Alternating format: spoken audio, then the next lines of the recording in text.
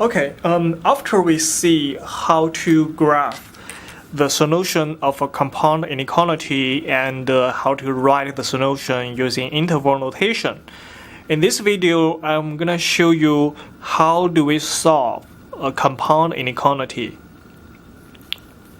So here we have a compound inequality, and these two inequalities are linked with AND.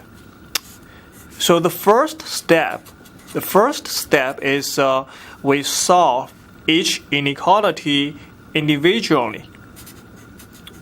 So I began to solve this inequality, and so I subtract 1 from both sides, and I divide it by 2. And see, since I'm not dividing by a negative 2, therefore I don't have to swap the sign. Okay, so I found that the solution of the first inequality is x greater than 1. Then I go on to solve the second inequality. So x plus 1 less than or equal to 9. So I subtract 1. So I found that the solution is x less than or equal to 8. Okay, once we found the solution to each inequality, in the second step, we began to graph the solution of these compound inequalities.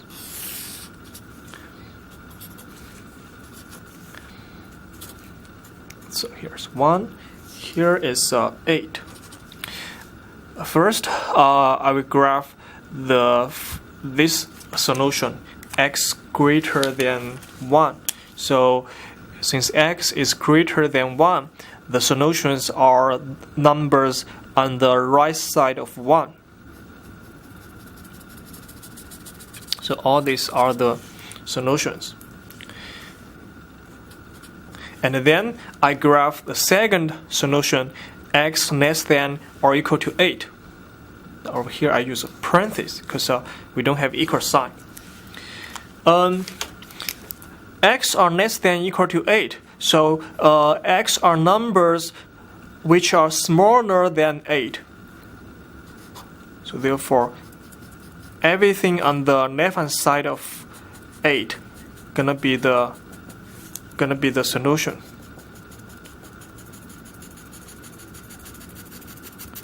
Okay.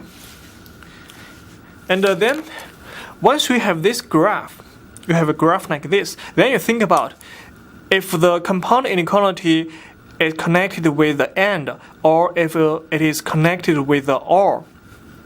If these two inequalities are connected with the AND, then when we look at the solution, we should consider where do the solution or where do these graphs overlap, right? So in that case, since this is the area, this is a piece, these two graphs overlap. So this is the graph to this compound inequality. So the answer is from 1 to 8, because we have to make sure the numbers must satisfy both inequalities, right? If you consider anything over there or anything over there, you will say they only satisfy one of the conditions. For example, if you consider any number less than 1, for example, -5, right? -5 is not greater than 1. And if you consider any numbers greater than 8, for example, 10 is not less than 8. So therefore, this is the solution to this compound inequality. Okay, now let me do another example.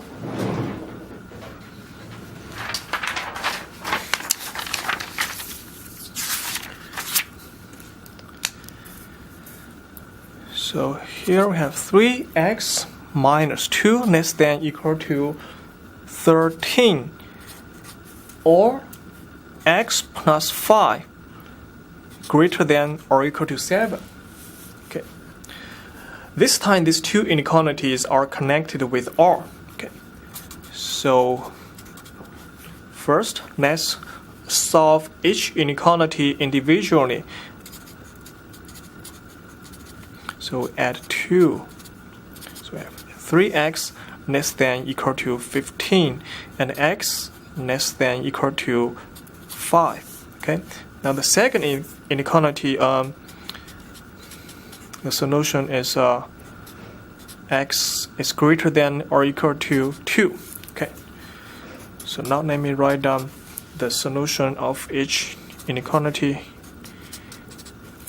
and we began to graph the solution to these compound inequalities. So 2 is here and 5 is over here.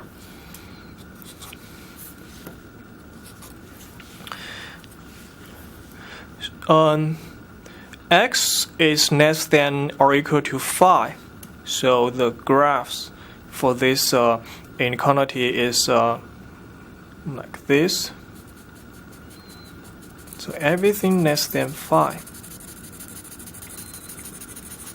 and equal to 5. So we use bracket. Okay, and then let's graph the second inequality. X is greater than or equal to 2. So everything is greater than 2. Right? And or equal to